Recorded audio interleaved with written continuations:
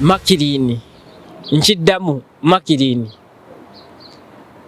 wandibadde mwerufu n'omalirayo abo abavubuka n'obabulira ensonga olina okubeera nga nkyali nawe mu bed space ebyatutuukako byonna wabiraba era obimanyi twali ffenna nga manyi nze nteredde kumbe ngwa ggwe oli mu bibyo oli mu bibyo laba wenfuna omulimu mu kampani ntandise nga manyi tugenda kwezimba tugenda mu maaso.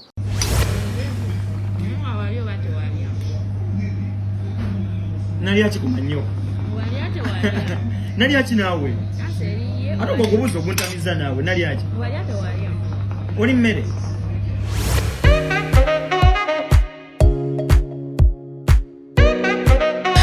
Omuganda agamba okuddiza guba mwoyo ate era agamba etasiima ebula agiwa. So yensonga lwaki naffe tusiimye ne tusalawo ate okuddiza eri ba clients baffe aba Nyondo Glim mwenna abatuwagidde ku products eza Nyondo Glim naddala ekizigo mwebale nnyo mwebalire ddala era nga mbakakasa nti olunaku olwayo tusazeewo okubawa offer yonna gy'obeera oli nga wandiyeetaaza ate okubanga otambula twahaddewo entambula zaffe zino ziri bbiri era nga just providing akasente kamafuta kokka ne babeera nga ate bakusaabaza yonna gy'obeeyagadde okubanga ate otambula.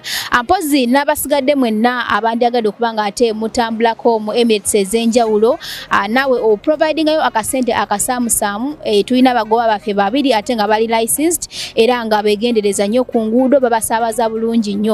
Okuleka mpozi naawe ng'olinayo obanga emikolo ng'egyo nga wandyagadde okubanga ate ofuna entambula tusobola okuzikuwa ne tuteesa n'obeera nga ate oggusa ekintu kyo obanga ne ba driver bamu beetaagiddemu nabo n'obeera nga ate okola nabo. Bannange tweyanze nnyo tweyanze era nga tubasuubiza nti ngaffe aba Nyondo Glim era n'omwezi ogujja tugenda kwongerako ate entambula ey'okusatu kwegamba tubeere nga tugonza ku ntambula zammwe naye okusingira ddala abaana abatuwagidde ku Nyondo Glim mbakakasa nti just wandikako erinnya lyo oba oli Abu Dhabi oba oli MACLINE oba oli Sharjah oba oli Fujairah teekako erinnya lyo nti nze Nyondo Rozet Nyondo Glim. Buli mwana yenna eyatuwagiddeko nkuyina mu kitabo era driver wananzi ajja n'antuukirira nja kukeberamu obanga ddala kituufu mwoli bajja kujja bakuno ne bakusaabaze yonna gy'obayagadde okubanga okola ki otambulya era nga twongera okubakowoola mwenna abahanda bakuwagira Nyondo Glim mujje mubeere nga ate mugula products ez'enjawulo tuyina emmere yonna okuva e Uganda tuyina products zonna ez'abaami ez'omu buliri n'ez'abakyala okwetereeza era nga n'ekizigo kyaffe kirungi nnyo tetwerusa wabula ngwegadde lightning tuteekako gwe naagala okulabika obulungi okufaananako ngaffe oba n'okutusingako yita ku namba y'essimu 0524680778 ate obeere nga ofuna ekizigo labike bulungi. Banaye nange neyongera okubeebaza mwebale tusupportinga banaye tuli basanyufu nnyo bagamba etasiima ebula akola ki agiwa ebintu by'entambula tubigonzezaamu banaye Mukama batuweere omukisa gwe wenna akozesa Nyondo Glim tojjanga okwo.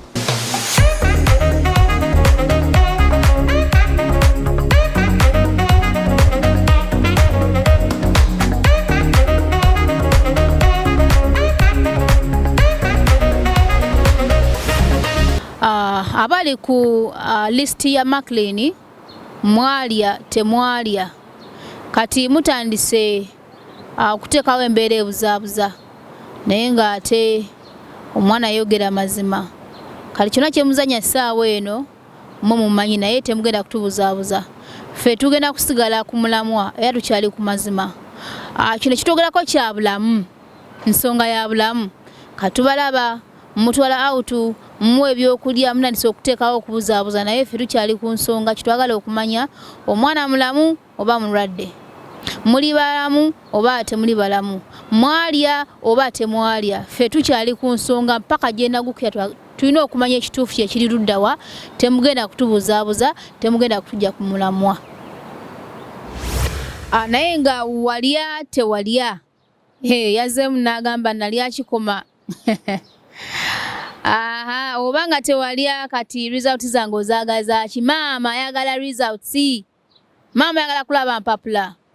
Tukwaniriza gwenna yakatweyungako amanya yenze Nyondo Rozet. Sorry tambulayo omwana MACLINE mugiraba naye nga naffe tugiwombyemu omutwe okulaba nti tumanya ekituufu tujja kuleka story eno ng'ehanginga nga tumanyi kituufu abantu balwadde omwana mulwadde yali mu katemba yali alimba yali anoonya following byonna tulina okubizuula ffe abatandika ku nsonga yonna tumala gagireka nga tetugigusizza twagala nnyo okuggusa ensonga n'abantu ne bamanya ekigendererwa ekiri mu nsonga eyo ba story yabadde kigendererwa ki omwana byayogera bituufu si bituufu so twali tuli awo nga twakateekayo story y'omwana eyasooka twafuna omuntu yajja n'akomentinga n'agamba omuwala oyo kino kiri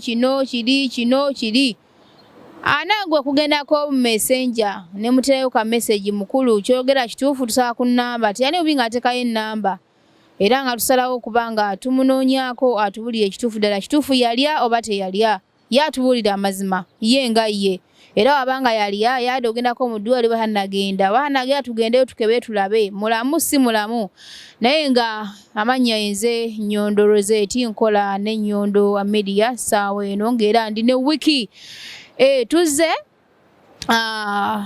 ku camp oba ngambe so okay tuli around njogere tata wokolera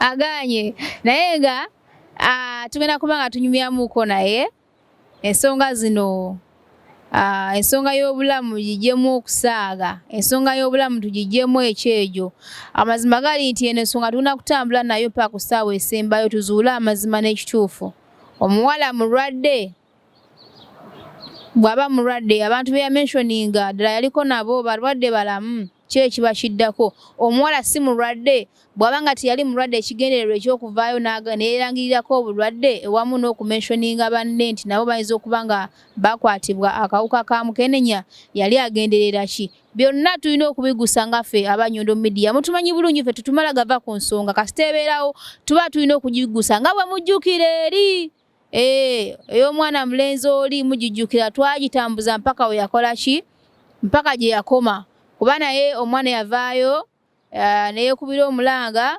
yansiiga sirimu mwena story abagiraba batagirabanko mugende ku Nyondo Media mukirire mujja kugiraba omwana avaayo n'agamba ono omwami yansiiga sirimu era kati ssaawa eno nzira waka then omwami ne yeewakana n'agamba nedda nze omwana simusiingako sirimu ndikawerete ndi mulamu ne tumunoonyako awo bwe twamala okufuna omuwala twanoonyako omusajja tuzuule ddala kituufu omusajja mulwadde ddala kituufu yasiiga omwana akawuka omusajja teyali mubi omanyi obanga ekituufu okimanyi oba okimanyi era tosobola kutya so twanoonyako omwami oyo byonna mwabiraba ne besibinyumya byonna naye nga twanoonyako omwami oyo teyagaana twamusaba tumugamba kati ekiriwo ensi ewuuma buli wamu omwana olwedde yamaze okukikuteekako oli mulwadde wamusiiga obulwadde so olaba otya singa tugendako bw'obanga gwokakasa oli mulamu kuba kugamba oli mulamu olaba otya tugendako mu ddwaliro ntukebera ne tukakasa ensi ddala kituufu oli mulamu nga gwe gwokola ki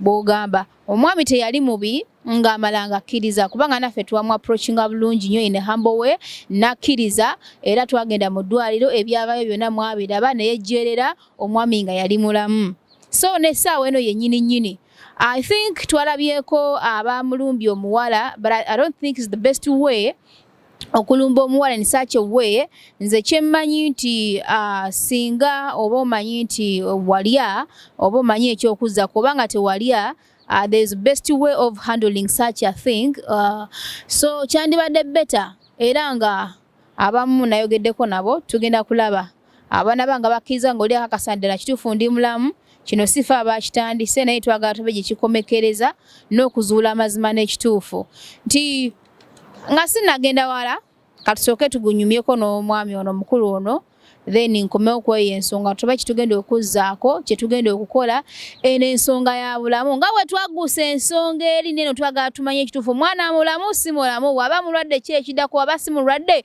ekigendererwa kyabadde ki okuvayo ne yeerangako obulwadde wamu n'okuteekamu amannya ga banne ekigendererwa kyabadde ki alina mutuma alina musindika alina byanoonya byonna tujja kubimanya Nyondo Media ng'ekikuttemu laazimu kiba kirina okugguka sebo ogenda kutubuuzaako ngenda kuweereza akazindalo bulambalamba otubuuzeeko tubuuliremuuko mwasinkana mutya mwasinkana luddawa wabadde okwekebezaako walya tewalya tunaakwekebeza tandikira awo munnaye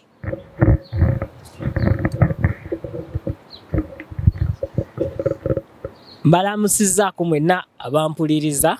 Sijja gamba muna abandi abakozi saagala kwedisclosinga. Kyo kituufu. Nyondo Media nsaba kubeebaliza ddala kozi omuntu abulako waayogerera amazima. Ekituufu kiri nti nakomentinga. Era mu komentinga okwo nga njagala kweggyako kintu kye nnina ku mutima. Ng'ekintu kintwalaganya kinfunzizza. Era ku Facebook okwo kwe nafuna omukisa. Naye ate kyenneewuunyako mumanyi okulemera ku nsonga. Mugiremerako nnyo. Olaba munoonyeza eno mu kampu nga wala nali mmanyi neekweka. Naye oyo omuwala twaliko naye nga sinafuna guno omulimu.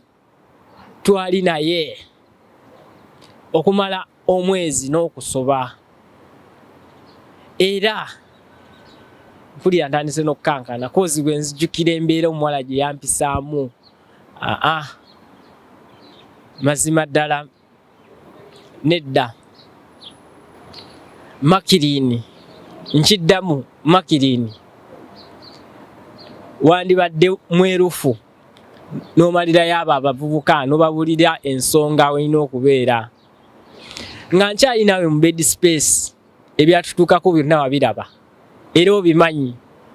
Twali ffenna nga manyi nze nteredde kumbe ngwa ggwe oli mu bibyo.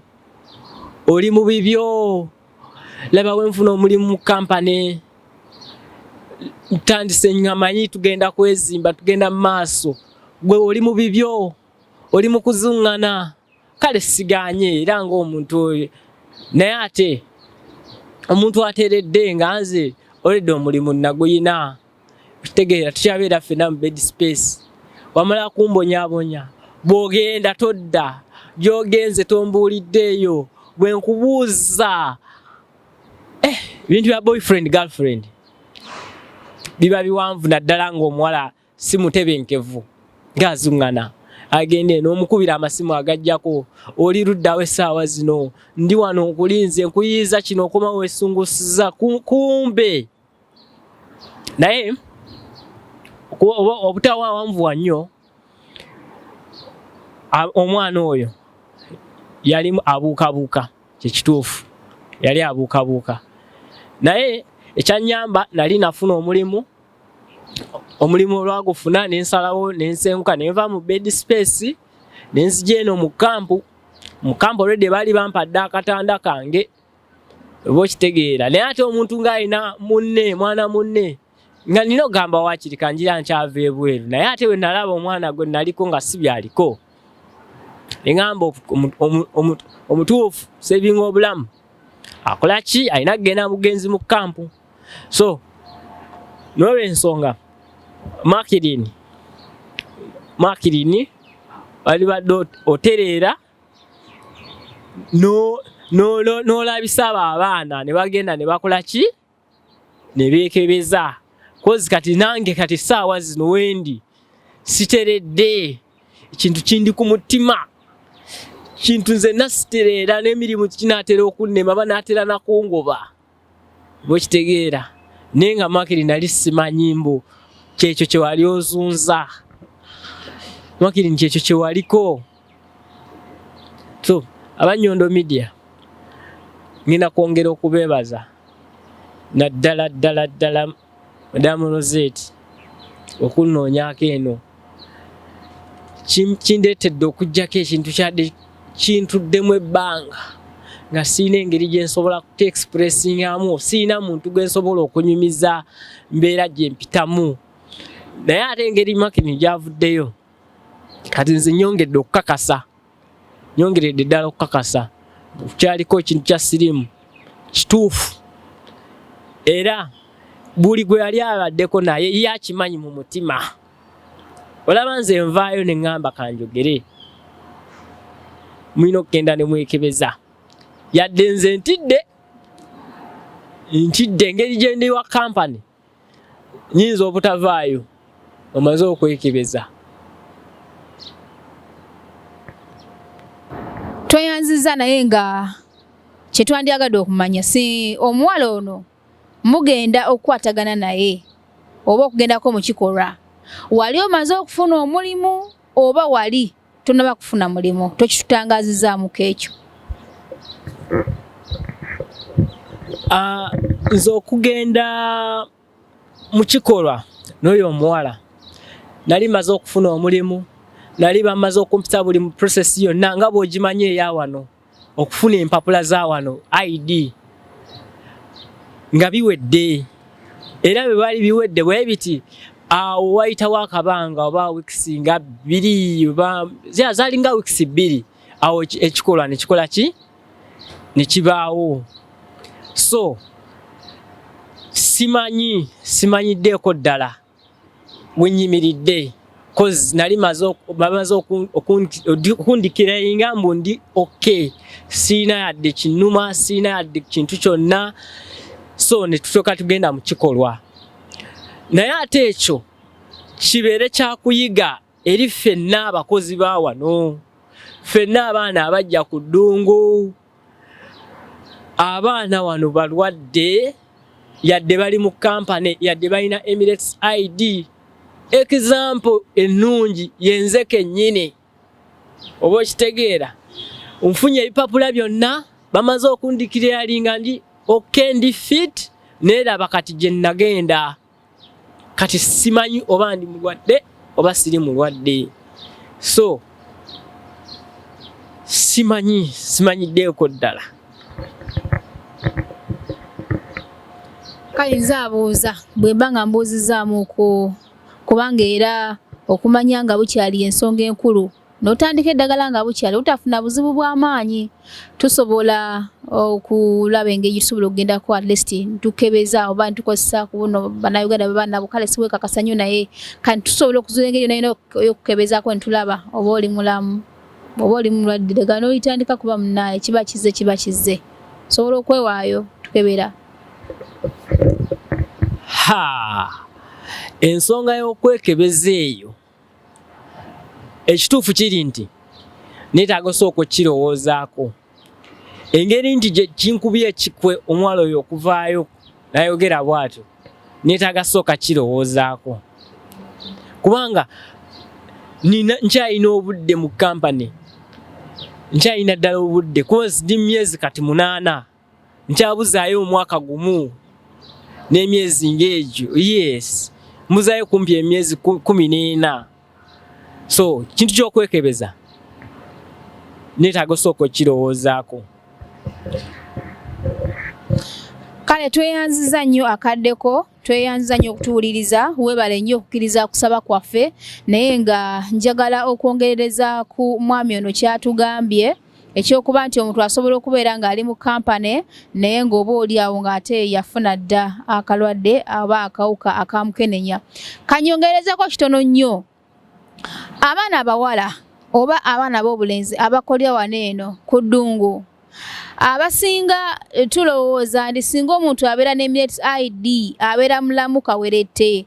Tulowooza nti singa omuntu abeera mu kampani nga gyakolera abeera mulamu kawerette. Kati kino kyekyokulabirako ekirungi nti omwami ono yafuna empapula nga hanaba kubeera mu kikolwa n'ono mwana muwala, naye bwe yamala okufuna empapula yali mu kikolwa n'ono mwana muwala agamba okuba nti mulwadde, oba akaseerako yali mulwadde oba teyali mulwadde teryamanyi. Kitegeeza oba nga yali mulwadde ng'asobola okusiiga mwana mulenzi, omwana mulenzi asobola okuba ng'alina obulwadde naye ng'ate ali mu kampani. Ejjukira nti bamuwa visa ebeera ya myaka egyo myaka 2 girina kuggwaako ate mu kurenewinga wano eno ne baddamu ne bamukebeza. So saawa y'olwaleero asobola okubeera n'ekirwadde kye n'asisinkana omuntu gwe n'ogamba waayo akolya mweno kampani, ndaba kampani y'amaanyi, kampani ennene, alina Emirates ID mulamu, bamukebeza ebintu ebifaanaganako bwe bityo. So kino kibeere ekyokulabula oba ekyokuyiga oba ekyokulabirako. Abasinga mumanyi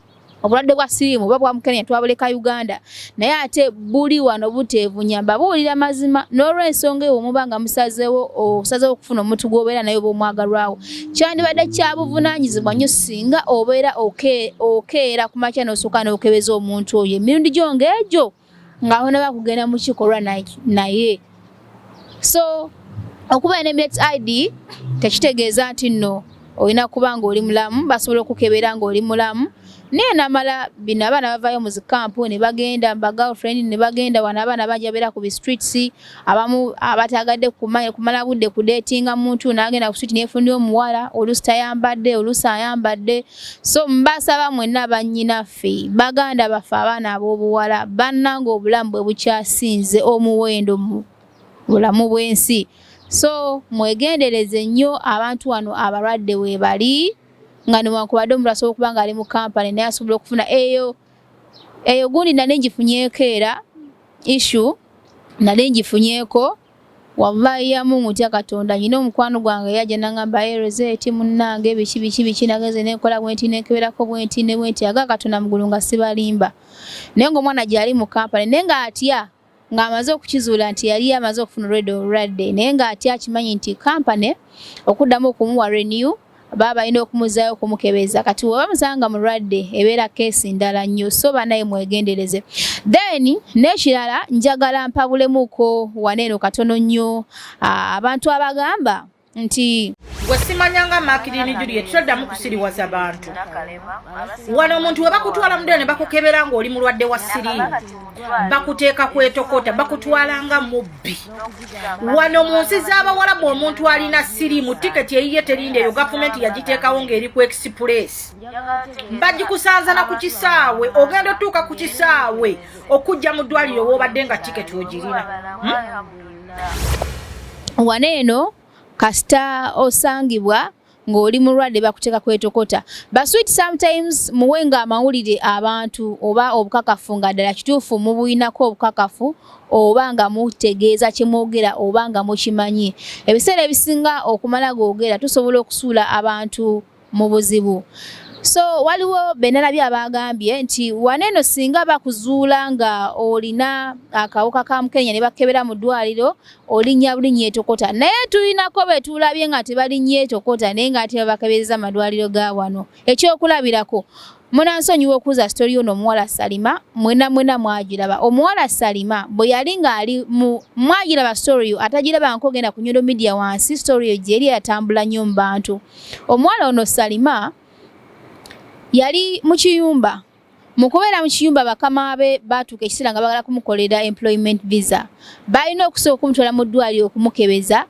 balekuba mukoli employment visa bamutwala omulundi ogwasooka waliwoko abasawo ne beekaanya ne balaba nga omusaayi gwali teguteredde ne bamuzayo bakama bwe ne bagamba bakama be mujja kumukomyawo enjatudde mutukole kitwekenneenye omuwala n'addayo bakama be tebana kye bamugamba era story mujjukira omuwala yagitunyumiriza ku Nyondo Media omuwala oyo bamuzaayo ewaka nga omusaayi gutankana bamuzayo n'enkeera era bamuzayo enkeera eddwaliro ne likonfaminga omwana yali mulwadde omwana bakama be ne bamukomyawo ewaka ne bakubira essimu ba agents be ne bagamba nti omwana omukole ki mumunone olw'ensonga bweti yo omwana tebamugamba nti mu ddwaliro bakuzudde oli kino nakiri oba olaba so omuwala n'agenda bakama be ne bamutwala ewaka ba agents be Ajumani ne bagenda ne bamunona kati bakamutima luvannyuma nnyo ne bamugana omunnange omusaayi gwe bakusanze kino nakiri basobola kukolera employment visa bitwala tugende so omwana oyo gundi yamukebera ddwaliro lyali lyawo lyamukebera naye nga teryamuteeka kwetokota ani atalaba story eyo so tuleme kwegumya n'ebiseera ebisinga okulimba mbusimanya waneeno we bagenda ne bamutwalayo bamuteeka kwetokota bamukebeza mu ddwaliro abawala batwala abaana waneeno mu malwaliro amanene amalwaliro gawana abantu tebatwala mu clinics babatwala mu malwaliro story y'omwana oyo mwagiraba naye tulemye okuwabya abantu n'okulimba mbusinga wala kusanze ng'okayina era kwetokota kwotambulira kuki muleke kulimba abantu nakubawabya omwana oyo yabeerawo story yonna mwagiraba yagitunyumiza ku Nyondo Media kweri omwana yamatunyumiza byonna ba agents bamaze okumunona era omuwala yasalawo n'agamba owaayi naye abaana bange wakakanze mbaana bakusinga okubonabonera waneeno naye omuwala oyo yali asobola still okusigala waneeno nasigala nga ayiyayiya gino emirimo egy'ebbale naye nga tagenda n'akola bukozi visa change n'atagenda kufuna employment kumukebera ki musaayi. So kyali kisoboka n'asigala muno n'abeeramu ate nga mulwadde oba oli awo n'aganza n'okuta n'akola ki natta naye yagamba wayi kanfulume ngende waka. So ekyo kyakulabirako ekiri live mulekerawo okulimba abantu ndisema kasaba kusanga n'akawuka bakuteka butesi kwetokota notambula n'ogenda. Sijja kuwa example ndala eyo ndowooza ebamala. So muleke kulimba abantu ebiseera ebisinga muvengayo mwogere ekintu nga mwinako obukakafu nga mukimanyi ekyo mukirabirako kyaliwo. So I think bye byange naye nga kansubire nti mufunyemu ekyokuyiga era nga twabagambye nti ffe abantu abavayo just ne tu malagala b'ensonga tumala gagirekawo ng'ehanginga nga tutegedde ekituufu kye kiri luddawa. Amazima gali nti saawa eno tulina gwe twafunye e Uganda ayogereko ne manager Mutaawe bw'aba akkiriza okugenda for blood test agende tutegeere ekituufu kye kiri luddawa kubanga omwana abanga yavayo n'akyogera n'amentioninga amaya ge yamentioninga amazima gali nti mu nsi tuli abantu bangi ne weebuuza ogambe lwaki teyamentioninga gundi lwaki teyamentioninga gundi oba okitegeera. So tuleme gamba nti oba baffe twabaki avuka we bali ne wano bangi nnyo abalabika obulungi abavuka wano bangi nnyo twaliwulidde nti agamba Oscar wa Bobby twawulidde agamba David International twawulidde agamba oba Ashimani oba Criminal oba Katsuji oba ani naye tiyaba mentioninzeeko kitegeeza nti waliwo akabuuzo lwaki ya mentioninze bali. So n'olw'ensonga eyo y'ensonga enkulu era ngamba gamba nti si byampaka wabula tugenda ku approachingako abantu abo mu bulungi abakkiriza yenna kubanga nze saawagidde ekikolwa ekyakoleddwa okulumba omuwala oyo mbu simanya ate maama ayagala asimanya mpapula simanya ate walya mbu biki nalya biki. So I don't think that was the best way of handling such a thing.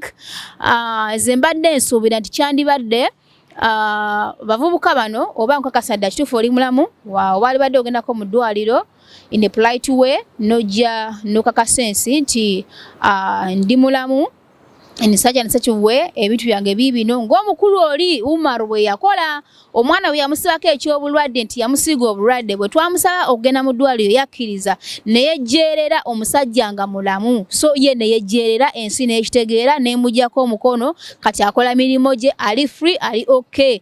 So nze mbadde nteesa okusinga ate okukola entalo mulumbi omuwala ate mugenze ne bakanyama baba bagenda kukola ki poliisi oba. So nze nalabye ekikolwa ekyo naye saakiwagidde wadde n'omulundi n'ogumu wadde n'akatono wabula ensonga enkulu yakukakana kumanya kituufu kyakola bw'oba nga tewalya then manya ekyokuzzaako gavumenti nze sikikolangako funa gundi wano media platforms ozi ez'enjawulo osobola okuyitako n'ogamba why in such a way ekituufu kiriwo ekinewo ekiti kyonna kiri oba yagadde just kusirika busirisi n'okola ki ekyo n'okivaako ne kigenda naye ate okusinga okwataakinga kuba kati omuwala oyo ku kye twalabye baade bamurecordinga live then tomanya bwe bavudde ku live ki ekyazzeeko omuwala esinga abavaayo n'agamba nti abantu bano bantuusizaako obulabe musobola okukisimatuka singa bavuddeyo n'aloopa n'abawaabira nti mwamutuusizaako obulabe mumulumbye mwenga mmwe bantu. So eyo vidiyo emala okulaga obukakafu nti ne vidiyo emu yiino naye bwe bavuddeko bankoze kino bankoze kiri. So kye bayita okuyisa amateeka mu ngalo kye tutawagira ekintu ekitali kituufu kubanga eno si Uganda ate ffenna tuli bugwira ate ffenna tuli bannayuganda. I think kyandibadde beta ntukwata ebintu ebyo in a professional way or in a better way in a good way ne kibeera nga kigguka. So oyo yenna tugenda kubanga ate twongera okwogerako abamu twayogeddeko nammwe naye nga tugenda abana bali willing nti bali willing okubanga tusobola okugenda ku musaayi. Ffe nga Nyondo Media we are ready to provide transport, we are ready to pay the hospital bills, tugende for blood check-up 1 time 2 times then tukakasensi nti abantu bano balamu omwana yabadde kubibye. Later tujja kunoonyako omwana so saawa eno naye ali mu bizibu bye yamanya ali mu depression tokuddawo okumusamu eno embeera. Later nga tumaze okulaba abantu bano bali okay balamu then tuyoga tunoonyeko omuwala. Later tulabe ekituufu ddala kituufu omwana naye tumukebezeeko ddala kituufu kyayagala kituufu mulwadde oba si mulwadde. Bw'abanga mulwadde azzaako ki alina plan ki bw'abanga si mulwadde ensonga eri emabega w'ekyo okuvayo okwerangirirako obulwadde owamu n'okuteekamu amannya g'abantu ab'enjawulo nti yaliko nabo nti nabo balwadde yabasiga akawuka yabadde ensonga ki ngaffe aba Nyondo Media tulwawo okumala gava ku nsonga abantu nga tebategedde ekituufu tetuleka nsonga ng'erawo ehanginga tugigusanga. So stay tuned ku Nyondo Media YouTube channel, Facebook, Twitter, Instagram, ewamu ne TikTok. Tugenda kubanga ate tugusa ensonga eno yenze Nyondo Rozet tweyanza nnyo mukulu tweyanze ogolwakaddeko mbadde ne wiki ku kamera. So beerako ng'ogoberera ensonga eno paka gyenaggwera kubanga ffe tetuli bakugijjako mukono mpaka nga tutegedde ekituufu. Balwadde balamu, baalya tebaalya, mwana muwala mulwadde mulamu, mulwadde azaako ki, mulamu si mulwadde yabadde ategeeza ki, ekigendererwa kyabadde ki.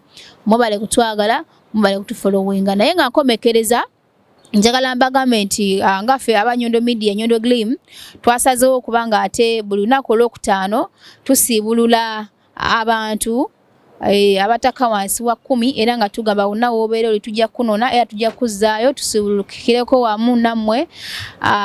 Then nekirala n'abaana baffe abatuwagira ku Nyondo Glim Products nammwe twahaddewo offer ya ntambula wonna w'obeera oli tusobola okusaabazaako wano oba wali ng'ohaddemu akaseera just kamafuta otaddemu mafuta kubanga okuddiza guba mwoyo mutwagadde nnyo mutulaze laavu era mmwe mutuleetera okukulaakulana kubanga mwagadde okutuwagira ngaffe bannayuganda bannamwe ne mutukkiririzaamu. Namwe n'aba subscribing ku Nyondo Media tujja kubeerabira namwe tulina something special for you, we coming for you. Naye nga mwebale kutwagala naffe tubaagala nnyo. Atakuumira mpeera abatukuumire tubasabira era tubaagaliza ekisiibo okweyongera okubabeerera eky'emirembe n'emikisa emyereere. Mungu ffenna atusaasire abaasobya be twasobya n'abaatusobya atusaasire. Yeekuumira ku mulembe nina essanyu okukwanjulira banno ba Nyondo Glim. Bano bakuleetedde ekizigo ekipya katale ekiyoyota olususu lwo ne kijjamu embalabe enkova eza buli kika binnamakula enkanyanya endwadde z'ensusu zonna wamma n'odda buto era n'okuuma ekitiibwa kyo. Nyondo Glim basangibwa e Dubai, Abu Dhabi, Al Ain n'okwetooloola ekyondo kya Buwarabu. Gwali e Uganda basange Nyanama okumpi ne Movit okubira ku noti 775 M5 noti 8 oba gwali e Dubai kuba ku noti 524 680 noti 778. Nyondo Glim tukukuumira ku mulembe.